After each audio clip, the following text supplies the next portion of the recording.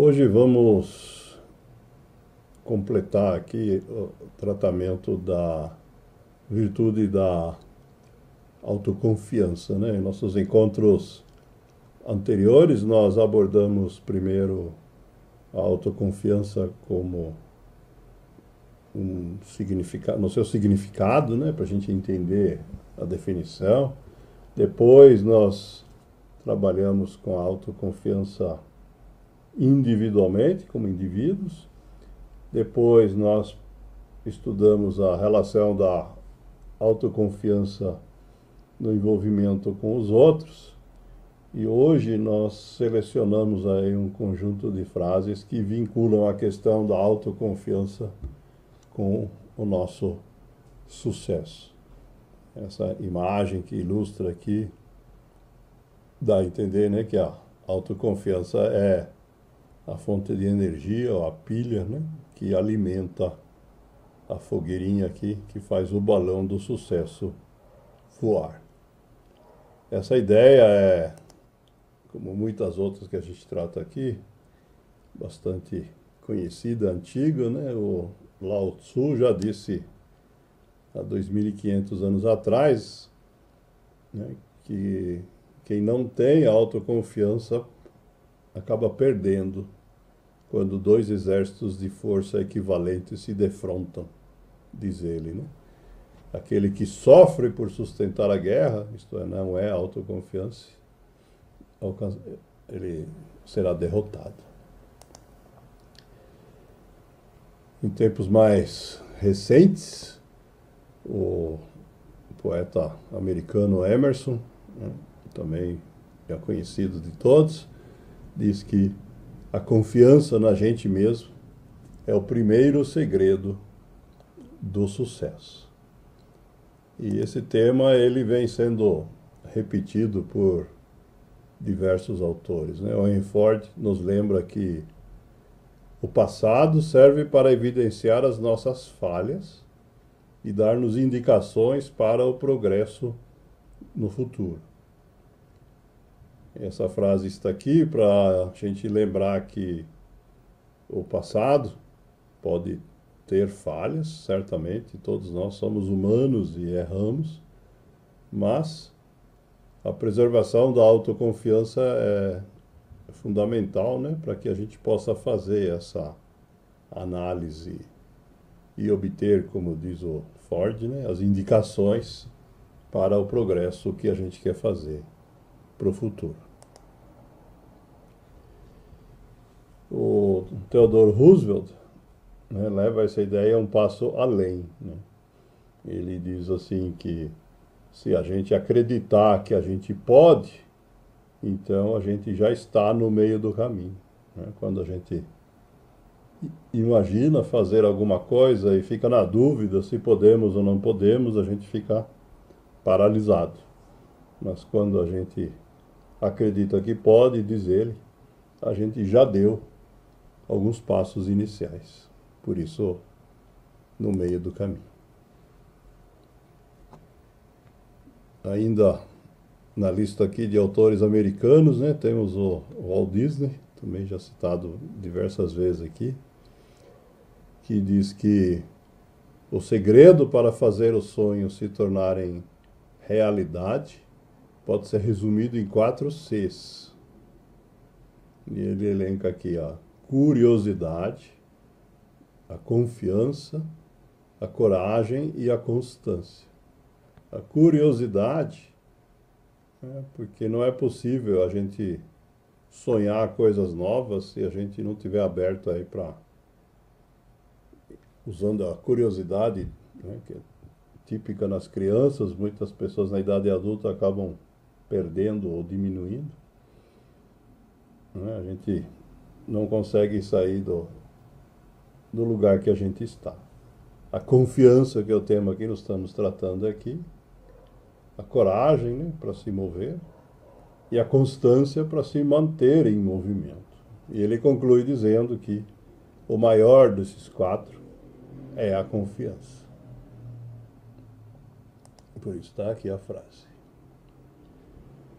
Esse tema do relacionamento entre a confiança e o sucesso não é limitado a autores americanos, né? Temos aqui o Nietzsche, filósofo alemão do século XIX, né? Uma frase bem conhecida, né? Que nos alerta, né? Que quando a gente fica muito tempo olhando para um abismo, né? Sendo que esse abismo aqui representa aquele lugar que a gente não quer ir, né? Então o abismo olha para você, ou seja, né? A gente pode até saber que existe um abismo, mas a gente não deve focar nele, devemos focar naquilo que a gente de fato quer para a gente.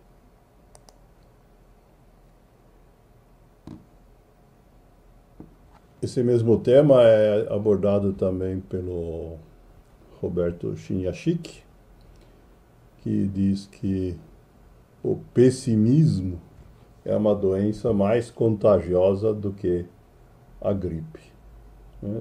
Existem pessoas que têm o pessimismo, o queixismo, as reclamações, né, como uma constante, né, e muitas vezes quando essas pessoas acabam interagindo com outras, acabam transmitindo, né, esse comportamento acaba sendo emulado por quem está junto, né?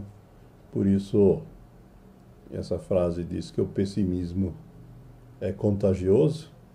E lembrando, né, o Chiniachik é médico, né? Por isso eu uso desse palavreado.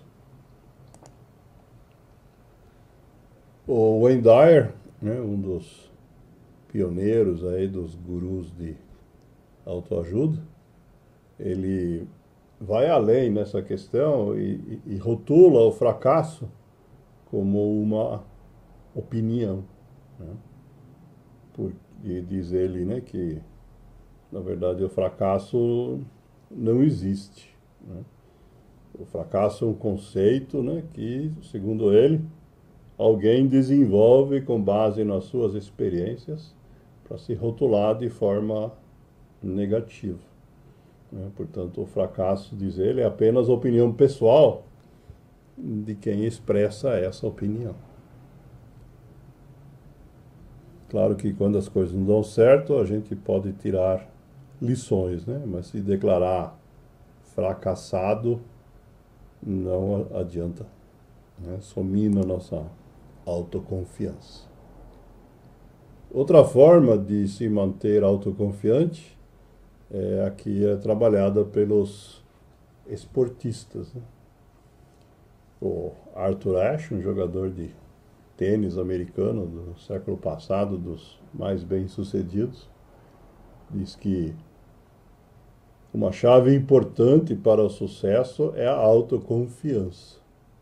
E ele complementa dizendo que uma chave importante para a autoconfiança é a preparação, né? Principalmente no caso de atividades repetitivas, né? Como pode ser o caso do esporte, né? No tênis, cada novo campeonato se joga o mesmo jogo. É necessário aí, então, que as pessoas se preparem, né? Ficar simplesmente jogando só na hora do campeonato não é suficiente, nem para jogar bem, nem para ter autoconfiança.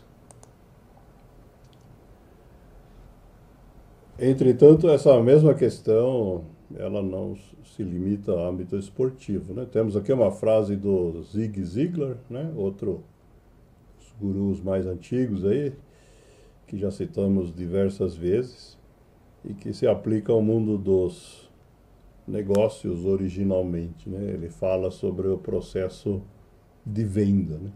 Diz ele que toda venda tem 5 obstáculos básicos, né, para que o vendedor consiga de fato concretizar a venda.